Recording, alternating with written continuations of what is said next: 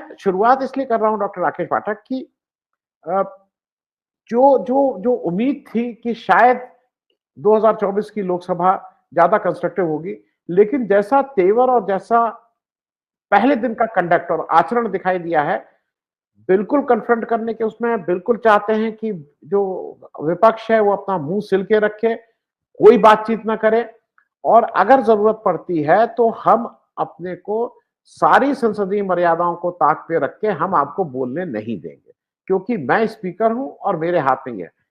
आपको क्या लग रहा है कि ये अच्छा, मोदी जी खुद आते नहीं है सदन में और मेरा पूरा ये मानना है कि मोदी जी, अगर राहुल गांधी अब सदन में रहेंगे तो मोदी जी वहां दिखाई नहीं पड़ेंगे, वो दिखाई नहीं दे सकते हैं। तो मैं पहली टिप्पणी राकेश राकेश पाठक ये ले रहा हूं कि देश देख रहा है और आपको कहीं नहीं लग रहा है कि भाई आप बातचीत तो हो जाने दें, बातचीत हो जाने के बाद आप कहिए कि इसमें ये गलती थी या ये सुधार हो सकता है या फलाना वो है, हम सब लोग भाई हो गया है, ठीक है, इस पे लीक हुआ है, हम इसका कुछ कर रहे हैं। जो आज व्यवहार है और ये लगातार व्यवहार है, राज्यसभा में भी था। पहली टिप्पणी डॉक्टर राकेश आपसे ले लें। जी धन्यवाद आनंद जी। देखिए, एक बात जो ओम बिरला जी ने कही, पहले मैं उस पर आना चाहता हूं कि मेरे पास कोई बटन नहीं है।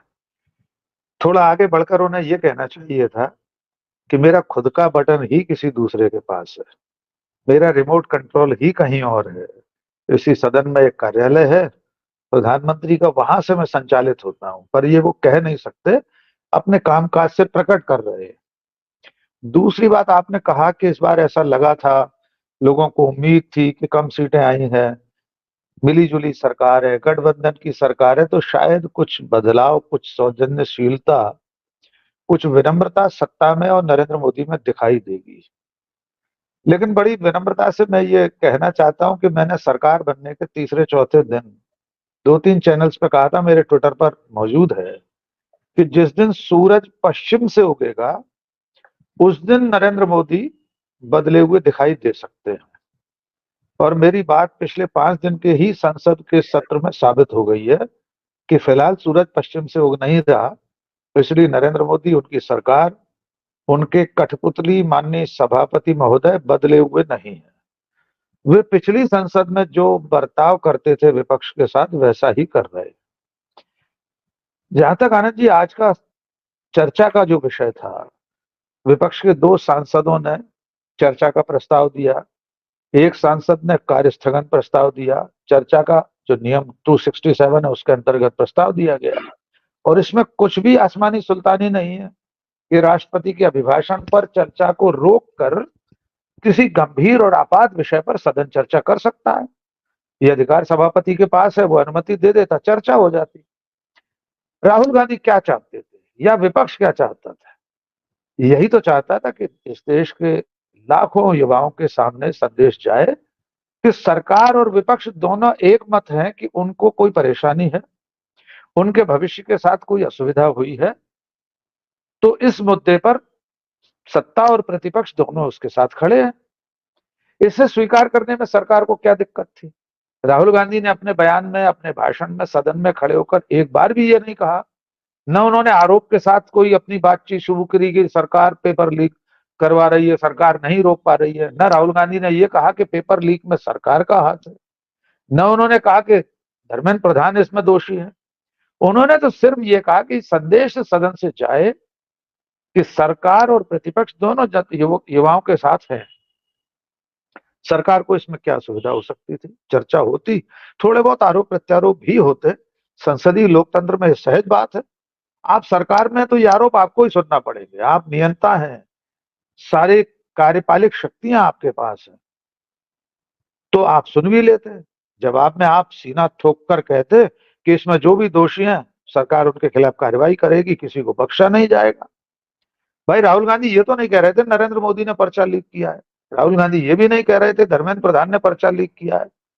सरकार कह देती कि इसमें कोई भी बख्शा नहीं जाएगा, चाहे वो सरकार का कितना भी करीबी हो, चाहे प्रदीप जोशी हो, एनटीए के चेयरमैन जो रहे, या कोई भी हो।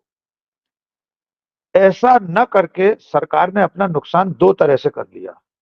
एक तो ये कि जनता के बीच में फिर यह संदेश चला गया कि सरकार विपक्ष को बोलने देना नहीं चाहती। राज्यसभा में मल्लिकार्जुन खड़गे जो वहां विपक्ष के नेता हैं, उनका माइक म्यूट किया गया। लोकसभा में राहुल गांधी नेता प्रतिपक्ष हैं, उनका माइक म्यूट किया गया। सरकार का जो दूसरा नुकसान हुआ वो ये तो हुआ ही कि जनता के बीच में ये संदेश चला गया कि सरकार इन्हें बोलने नहीं देना चाहती। दूसरा ये चला गया कि कुछ तो गड़बड़ है, कहीं सरकार के ही लोग इसमें लिप्त तो नहीं है, इसलिए सरकार इस चर्चा से बचना चाहती है। ये दो संदेश सरकार के खिलाफ जाएंगे। तीसरा संदेश और है जो विपक्ष के ही पक्ष में जाएगा कि देखिए जनता से के वोटों से चुनकर सरकार भी बनी है और विपक्ष भी उन्हीं के वोटों से है, लेकिन विपक्ष आज भी जनता के मुद्दों पर बात करना चाहता है। पूरा चुनाव विपक्ष ने संविधान और लोकतंत्र के मुद्दे पर लड़ा।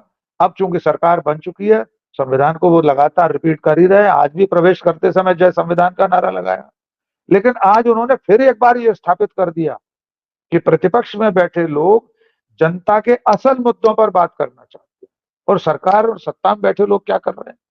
बात नीट की हो रही है, सुधांशु त्रिवेदी जवाहरलाल नेहरू को जवाहरातों के लाल बता रहे हैं। नरेंद्र मोदी रेलवे स्टेशन पर दौड़ने वाले लाल थे, केटली लेकर दौड़ते थे। पता नहीं वो कौन सा स्टेशन था, कब बना था, कब वे चाय बेचते थे। कुल मिलाकर सत्ता के पास जनता के सवालों पर चर्चा करने का साहस नहीं है और विपक्ष जनता के देश के सवालों पर चर्चा करना चाहता है। तो तीनों कोण से आज सरकार घाटे में रही है और विपक्ष ने कुछ स्कोर हासिल किया है। जी आनंद जी। जी जी, मैं डॉक्टर राकेश, चूंकि वो बात उठ गई है हेमंत सोरेन वाली, तो मैं उस पर एक छोटी टिप्पणी इसलिए ले लूं। ऐसा माना जा रहा है कि हरियाणा के इलेक्शन तक वो अरविंद केजरीवाल को बाहर नहीं आने देंगे। सीबीआई से निकलेंगे, कोई दूसरा केस करेंगे, वो बाहर नहीं आने देंगे। हेमंत सोरेन अगर बाहर आ गए हैं तो आपको क्या लगता है, क्योंकि इलेक्शन 3 जगह है, हरियाणा, महाराष्ट्र और झारखंड, वो फिर कोई ना कोई चाल चलेंगे कि जिससे हेमंत सोरेन फिर से अंदर चले जाएं। और ये लोग कुछ भी कहें, जो सर्वोच्च नेता अंदर चला जाता है तो बिल्कुल पोल परफॉर्मेंस अफेक्टेड होते हैं। इसको जो भी पावर पॉलिटिक्स को देखा है, हम सब लोगों ने बहुत पास से देखा है, जो भी देखता है उस पर अफेक्टेड होता है। तो आपको क्या लगता है कि ये हेमंत सोरेन आ तो गए हैं बाहर, लेकिन फिर ये झारखंड इलेक्शन तक इन लोगों को बाहर बाहर नहीं रहने देंगे, ऐसा जो इनकी एक योजना है, और खास करके अमित शाह साहब की, उसमें आपको मैं इसलिए आपसे पूछ लूं। और एक मैं शिखा सिंह राय जी हैं, आप एक ही को स्पैम मत करिए, एक ही उसको बार बार चला रही है, मेरी आग्रह है उसको बार बार मत चलाइए। डॉक्टर राकेश जी, देखिए जब शुरू में आपने आपातकाल का सवाल उठाया था, उसी से हेमंत सोरेन, अरविंद केजरीवाल की गिरफ्तारी, उनका जेल में रहना, ये सब अंतर संबंधित है, आपस में इनका रिश्ता है। ये वही अघोषित आपातकाल है जिसका जिक्र अभी धर्मदास जी कर रहे थे कि इस दौर में 10 साल में क्या क्या इस देश ने नहीं देख लिया। नरेंद्र मोदी जब लोकतांत्रिक तरीकों से विपक्ष से नहीं निपट पाते तो वो चाहे राहुल गांधी हो, अरविंद केजरीवाल हो, हेमंत सोरेन हो, उद्धव ठाकरे हो, या तो वे सरकारों को गिराने का खेल करते हैं, पार्टियों को तोड़ने का खेल करते हैं, या येन केन प्रकार नेताओं को जेल भेजने का, या राहुल गांधी जैसे नेता की संसद से सदस्यता को समाप्त करने का, उनका घर भी खाली करा लेते हैं। आपातकाल की बात हम कर रहे हैं तो थोड़ा सा याद दिला दें हमारे दर्शकों को, यद्यपि 2-3 दिन में बहुत लोगों ने याद दिला ही दिया होगा। पहले तो ये संसदीय लोकतंत्र में कदापि स्वीकार नहीं है कि लोकसभा अध्यक्ष जो किसी दल का नहीं रहता, जिस दिन वे आसंदी पर बैठे थे, प्रधानमंत्री, नेता प्रतिपक्ष और संसदीय कार्य मंत्री उन्हें लेकर गए थे, उसके बाद जितने लोगों ने उनका स्वागत किया, जितनों ने बधाई दी, कई लोगों ने कहा कि अब ना आप कांग्रेस के हैं ना बीजेपी के हैं, आप तो सदन के अभिभावक हैं, गार्डियन है, कस्टोडियन है इसके। लेकिन इसके बावजूद उन्होंने 50 साल पुराने एक विषय पर निंदा प्रस्ताव पारित कराया। ये हर तरह से अनुचित था, क्योंकि उस वक्त जो इमरजेंसी लगी थी वो संविधान सम्मत थी, संविधान में उसका प्रावधान था, उसके बाद लगाई गई थी। अभी मैं चूंकि समय नहीं है इसलिए उन बातों का उल्लेख नहीं करना चाहता हूं कि किन परिस्थितियों में लगी थी। 24 जून 1975 को लोकनायक जयप्रकाश नारायण ने दिल्ली में सेना से बगावत का आह्वान कर दिया था। वो बगावत ही थी कि आप सरकार के आदेश का पालन न करें। आज जरा आंख बंद करके एक बार कल्पना करके देखिए, राहुल गांधी कह दें कि दिल्ली पुलिस सरकार के आदेश का पालन न करे, सेना तो छोड़ दीजिए, ट्रैफिक पुलिस सरकार की बात न माने, इतना ही अगर राहुल गांधी कह दें तो राहुल गांधी जिंदगी भर के लिए जेल में होंगे इस सरकार में। तो आपातकाल की परिस्थितियों पर हम बात नहीं कर रहे, उसमें जो जुल्म हुए, जो अत्याचार हुए, उस सब के हम खिलाफ हैं। हम आपातकाल के खिलाफ थे, हैं और रहेंगे। लेकिन जब निंदा प्रस्ताव बीजेपी की सरकार पारित करा रही है, तो वो ये भूल जाती है कि उसका पितृ संगठन राष्ट्रीय स्वयंसेवक संघ आपातकाल के पक्ष में था उस वक्त। बाला साहब देवरस चिट्ठियां लिख रहे थे श्रीमती गांधी को। अटल बिहारी वाजपेयी बंगाली मार्केट में चाट खा रहे थे आपातकाल के दिनों में, 6 चिट्ठियां हैं उनकी। तो अनुशासन पर्व कहा जा रहा था आपातकाल को उस वक्त। और इस अघोषित आपातकाल के दौर में उस घोषित और संवैधानिक प्रक्रिया से लगाए गए आपातकाल की निंदा उतनी ही निंदनीय है जितनी और कोई घटना ऐसे संवैधानिक लोकतंत्र में हो सकती है। और वो प्रधानमंत्री जो इस देश पर कुर्बान हो गई, आप 50 साल बाद उसकी आलोचना कर रहे हैं, निंदा प्रस्ताव पारित कर रहे हैं। लेकिन ऐसा करके इस सरकार ने भविष्य के लिए भी एक रास्ता खोल दिया है। कभी ना कभी ऐसा हुआ, किसी और पार्टी की सरकार हुई, किसी और गठबंधन की सरकार हुई, तो गुजरात पर, गोधरा पर भी कोई ना कोई निंदा प्रस्ताव आ सकता है। निंदा प्रस्ताव नोटबंदी के दौर में मरे लोगों पर भी आ सकता है प्रधानमंत्री के खिलाफ, कोविड की नाकामियों पर भी आ सकता है, मणिपुर पर भी आ सकता है, चीन पर भी आ सकता है। जिसके पास संख्या होगी वो प्रधानमंत्रियों के खिलाफ निंदा प्रस्ताव पारित करने लगेगा। तब से लेकर अब तक 50 साल में 5 तो कांग्रेस की सरकारें बन गई। श्रीमती गांधी ने खुद उसके लिए माफी मांग ली थी कंधमाल उड़ीसा में अपने भाषण में 77 के बाद। 3 सरकारें कांग्रेस के समर्थन से बन गई इस देश में।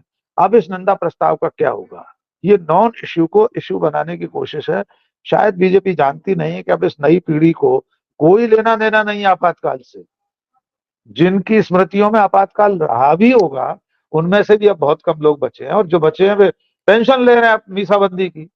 मध्य प्रदेश की सरकार ने, आलोक सर, अभी 3 दिन पहले फैसला किया है, 25 या 26 जून को ही, कि जो मीसाबंदी हैं उनके निधन पर राजकीय सम्मान, राष्ट्र के साथ उनका अंतिम संस्कार होगा।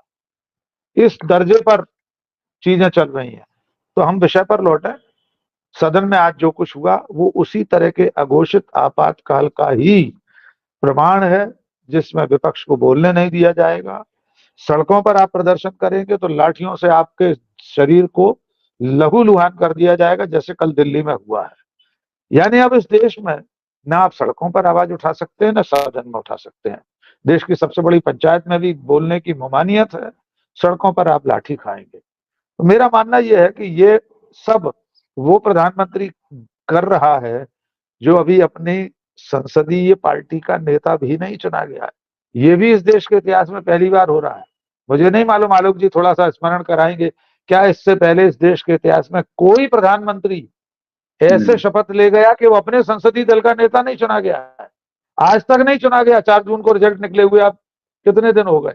24 दिन हो गए। संसदीय दल की कोई बैठक होगी भी कि नहीं होगी, इसका भी कोई संकेत नहीं है। शायद उन्हें डर है कि कहीं उस संसदीय दल की बैठक में किसी ने गुप्त मतदान की मांग कर दी, जो सुब्रमण्यम स्वामी कर रहे हैं, तो फिर उस गुप्त मतदान में कुछ भी हो सकता है। 100 सांसद तो कांग्रेसी पृष्ठभूमि के हैं बीजेपी में अभी भी।